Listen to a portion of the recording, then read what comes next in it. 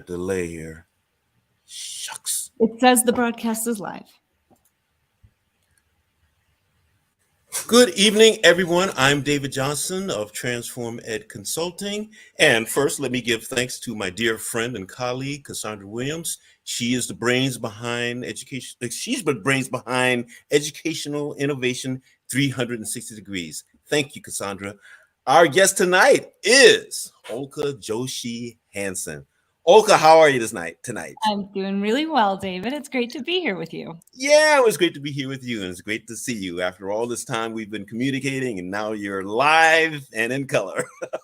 Exactly. Ulcca Joshi Hansen, PhD, JD, is Chief Program Officer at Grantmakers for Education, an organization that serves as a trusted partner for education philanthropists as they adapt to the changes affecting our world.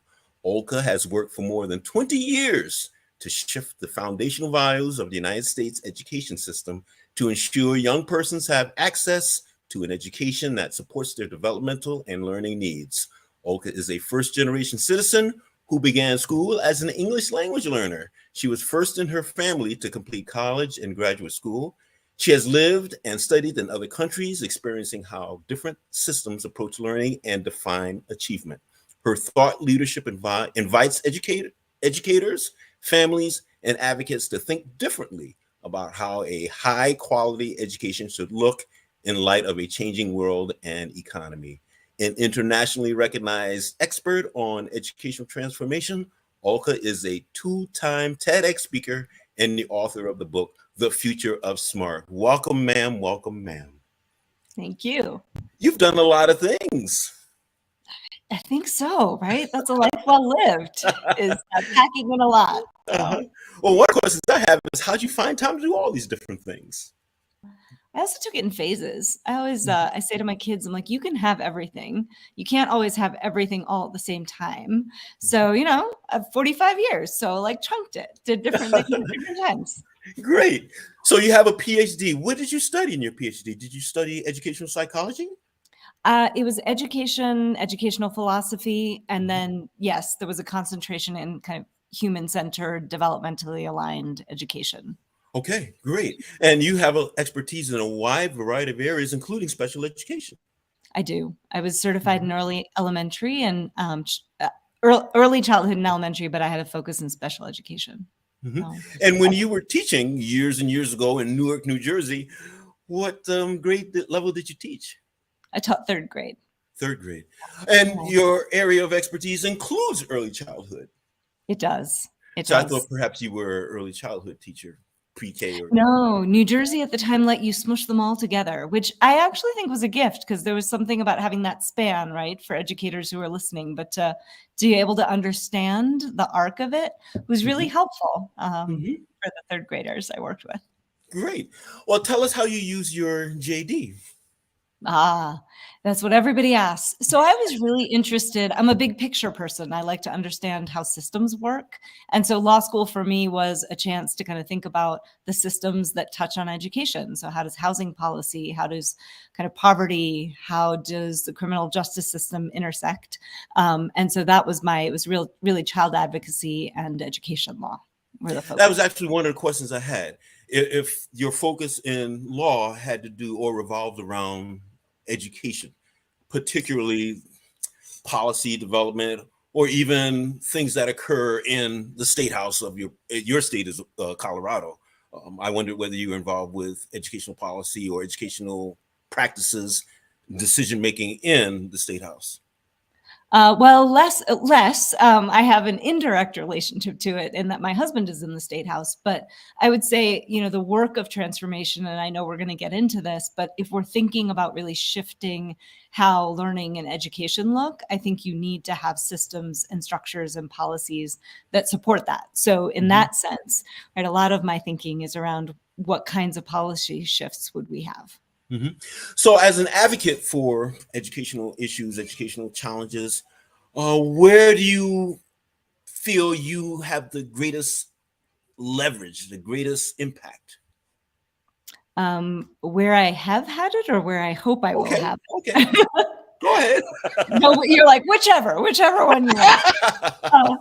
Which I like you, David. I like choices. So I will say, I hope that that it's the impact that we can have now. I would say for most of my career, I've been sitting kind of on the fringes of the education space in that I wasn't a big fan of many of the reform efforts of the last 20 years. They felt like they were kind of cementing us into a way of doing education that wasn't particularly helpful, useful, healthy for children and the educators who work with them. And so I think this moment coming out of COVID, as there have already been a lot of systems that have been disrupted, whether it's assessment systems, accountability systems, higher ed admissions, right? A lot of those systems have been disrupted. And so I think we sit at a moment where there is an opportunity to shift systems. And I think with the world the way it is right now, with artificial intelligence and technology, like there is a recognition that who children need to be, what they need to know how to be able to do is different than it was even 10, 15 years ago. So I think there's an opportunity. So I definitely hope my impact is going to be in that space. Mm-hmm. Now, Ulcca, as an immigrant and a English as a second language learner, how has that affected your thinking about educational policy in the United States? So there is a term I came across. It's called being a third culture kid. And a third culture kid is somebody who is raised by parents who grew up in one culture. You're raised in a second culture. And at some point in your formative years, 0 to 25, you live in at least one other culture. And that describes me to a T. But because I've lived and worked in different places, because I know different languages, and I think language helps us construct the world we see, right? And the world we understand. I think I've always viewed education a little differently than maybe I would have if I'd only been a student in the US and only under one system. And so a lot of my work, including in the book, I say I'm trying to talk about the challenge and the opportunity we have in education from the vantage point of how are other systems similar? How are they different? What are the trends we see? Why is it that change is so hard? So I think that is probably the biggest piece of it. And being an English language learner, learning in ways that didn't always fit with what happened at school for me has certainly, I think, helped attune me to, gosh, there are different ways for people to be capable and to contribute and to really think about what a system looks like that does that. Mm-hmm. Cool. Very, very cool. Well, I am impressed and I'm so happy to speak with you and so happy to know you as well. Well, our topic tonight is building the future of smart. We have 3 topics that we will investigate or explore. But let me just start with the name, building the future of smart. Smart. What is smart? That's a really good question. And it's funny that we don't always know what the definition is because I feel like kids and adults often walk away from school thinking they're not smart, right? But I would say the title of the book came from one of my sons, who I remember he was really little, and he came home from school one day and he was like, "I'm not smart." And I was like, oh my gosh, I can't believe at this age, you already have this idea that you're not good enough. And so, the title of the book is an invitation for us to start thinking about very different questions, right? I think we tend to be like, are you smart? Are you not smart? My premise would be we're all smart. We all have ways to contribute. We all have things and gifts to give to the world. And so the question I think education should give young people a chance to explore is how? How are they smart? What are their gifts? What are their passions and interests? And how do those intersect with the world and the community they're in and who they want to be in it? Well, let's just hop to that bullet. How are you smart versus are you smart? What's the difference between the two? Well, as I said, I think one is a binary. It's you either are or you aren't. And, the other allows for the possibility, which I think is true, that we can all find a place in the world and that we all have things we excel at and we all have things that are our gifts and strengths. And we all have areas that we aren't as kind of good at. And that is the beauty, right, of human diversity of brains, diversity of experiences, perspectives. And so I would love to see kind of the question become, how are you smart? And then how does education as a process and a set of experiences you have give you opportunities to explore that in lots of different ways? I'm going to go in an entirely different direction here. Go for it. Go for it. What is the purpose of school? That is the perennial question. right? And in the book, I would say we are still operating under a definition of the purpose of school that was birthed about 350 years ago in Europe, when it was really mass education was about creating economic units, social units, political units. And we didn't know much about human development or how learning happened. And so it was this very linear process of you put these empty vessels called children into these classrooms and you kind of move them along and dump knowledge into it. I would argue that the purpose of education is to help build up young human beings who have what they need to thrive in life. And part of that is academic, but it's all these other things. It's identity, it's relationship, it's a sense of belonging, it's a sense of purpose. And so the purpose of education, I think, should be to give you what you need to thrive and to really honor you as you begin to unfold from that. It's a really special period from birth to 2025, but to really allow you to unfold during that period into who you are. Oh, could you open so many cans of worms there, and I'm gonna dig into them. So what you said really implied your first bullet there, the industrial model. So my knowledge of the history of education, and then I think I mentioned to you I grew up in New York City, and when I was growing up and attending school, all of our school buildings looked like factories. They looked like factories, and you talked about a linear learning. Meaning the kid comes in here, walks through the entire thing at the same lockstep as everybody else and shoots out the other side, and he or she is educated. But what is educated? I think that is the question we all have to ask ourselves, right? Right now, I think too often it's defined by, we have 1,000 pages of standards that encompass knowledge, skills, dispositions, and we sort of pretend it's a bunch of kabuki theater that every kid comes out at the end of their education with them, or even could do that, which isn't true. But for me, I think education, I mean, the root of the word, right, is to sort of know oneself and to know the world. So I think the purpose of education should be primarily that. But I think once you know yourself, then you have a really interesting way of thinking about, well, what do I need and who do I need to be and what skills do I need to then be that in the world, right? And to continue to grow into that. So, well, who should define the skills? Should it be the learner, him or herself, or should it be society? I live in Texas right now, and there's a lot happening in conversations regarding what students should learn. And this conversation or debate or battle is occurring in other states as well. So who decides what a child should learn? Or who should decide? Should it be parents? Should it be the state? Should it be the child? Yeah, it's a great question. But before I answer that, I'm going to back up for 3 seconds, right? Because I think this is part of the challenge, I think, in the conversations we've been having about education, is that we kind of talk about the industrial model, but we don't actually think about the values and assumptions that undergird that model. And there is a way of viewing the world that undergirds the factory model that is a very binary one, right? It's either this or that.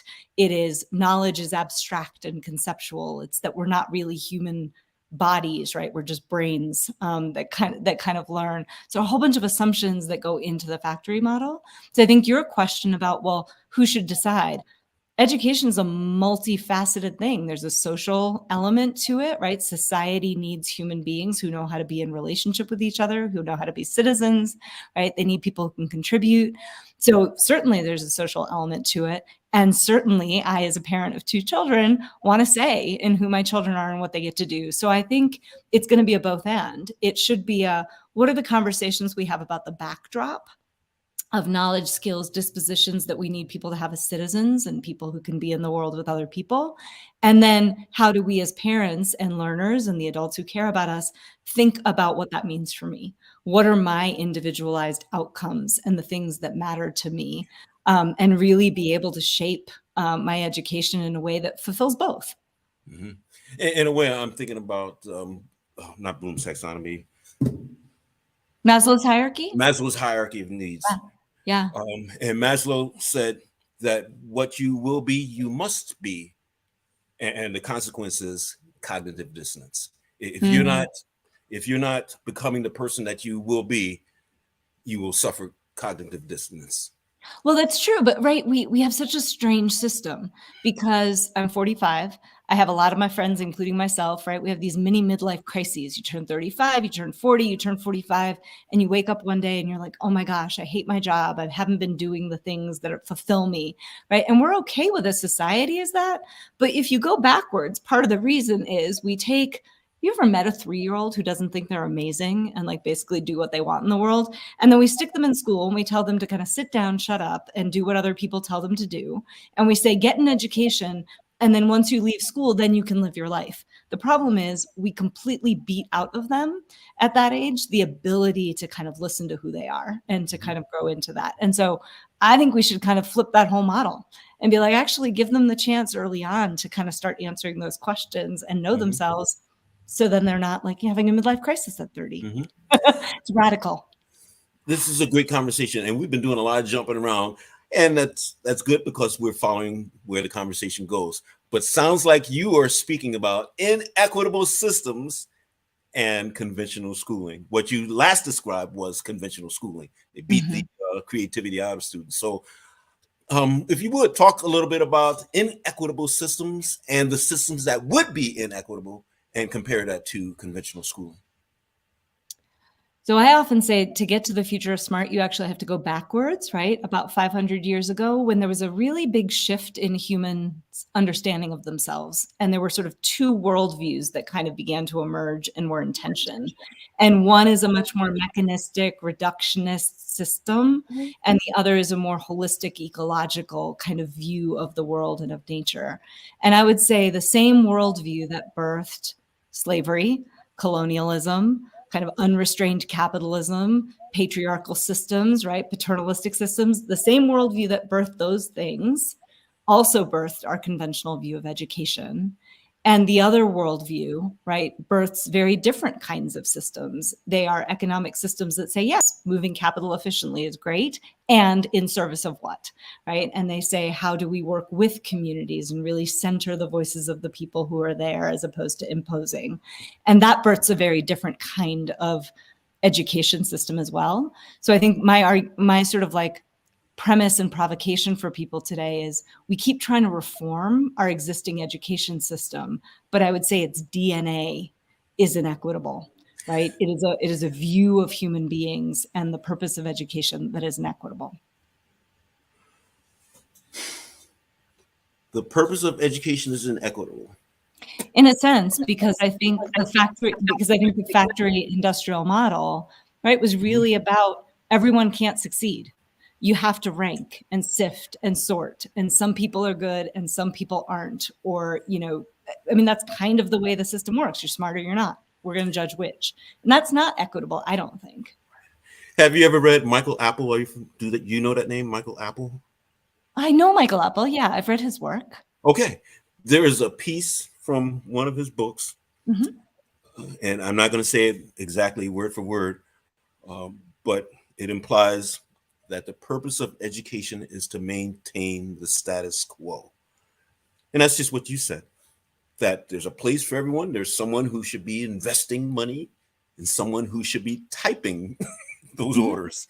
And there's someone who should be emptying the trash can where those things were tossed after they were used. And then someone who should be sweeping the floor afterward. And that's what Apple implies in one of his pieces, that the purpose of education is to maintain the status quo. And again, as the social justice person, the status quo has not worked to everyone's benefit. And the result, of course, is marginalized students who become marginalized adults. That's exactly right. And if I can just add one wrinkle, right? I want to be really clear, as I think we saw during COVID, there's nothing wrong with somebody who says, I want to clean houses or I want to do work that might be seen as, maybe less prestigious or less. That's not the issue. Right. The issue is, how do people get the opportunity to make the choices about what they're going to do and why, because it fulfills them, versus an education system that decides, predetermined. Decides for you. Yeah. Right. Yeah. See, I agree with you wholeheartedly. The opportunity to choose on your own and not have it decided for you. Yeah. Yeah. Yeah. Uh, that's another can of worms, but we better move on. So, given what we just discussed, how do you transform that? So I think it is a matter of, again, digging deep and thinking about the foundational assumptions, values, right, that we have that kind of shape our current system, and very intentionally saying we are going to design out of a different set of values and very different ideas about who young people are, what they're capable of, what they need to be healthy and to thrive, what it means to be intelligent and to have capabilities in the world, right? So I think part of our problem is that I think of schools in three buckets. I think of our kind of factory model conventional schools. Then there's a big bucket in the middle that I think of as whole child innovative reform. It's we recognize what doesn't work in the factory model, and then we try and bolt things on, right? Social emotional learning or culturally responsive practice or DEI initiatives. But we never actually thought about the system itself and redesigned it. We just bolted on solutions. And what often happens for every educators on this call, right? The thing literally sinks of its own weight because there's so many things you have to fix that you can't possibly bolt on enough. And then the third bucket I think of as human-centered liberatory, right? That are designed out of this different set of values that say, every person's unique. Every person has potential. Young children unfold into being full human beings, and we need to support them, at their different stages. That learning happens in jagged, non-linear ways. That some people's brains kind of see and experience the world in one way and other people's do it in a different way. And those are all good, right? And they're all important. So I think transforming learning means you're going to design out of that different set of values very intentionally. And luckily, right, in the US, I think we have lots of models that do this, but they tend to be one-off. And they often aren't in the public system because our public system, for lots of different reasons, makes it hard for them to. Olga, you said a lot of keywords, and hope I can remember them to go back to them and touch each one. First, your description of bolting things on until it becomes so heavy it crashes under its own weight. Oh, what a perfect picture that is! And how many times have we actually seen that, where there's no change to the basic model, but you just keep adding things to it until the engine can no longer function. Yeah, and everyone's exhausted. The kids are exhausted. The educators are exhausted. The parents can't keep track of it, right? It doesn't help anybody.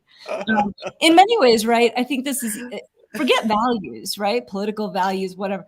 It's not useful. It's not getting us where we want to go.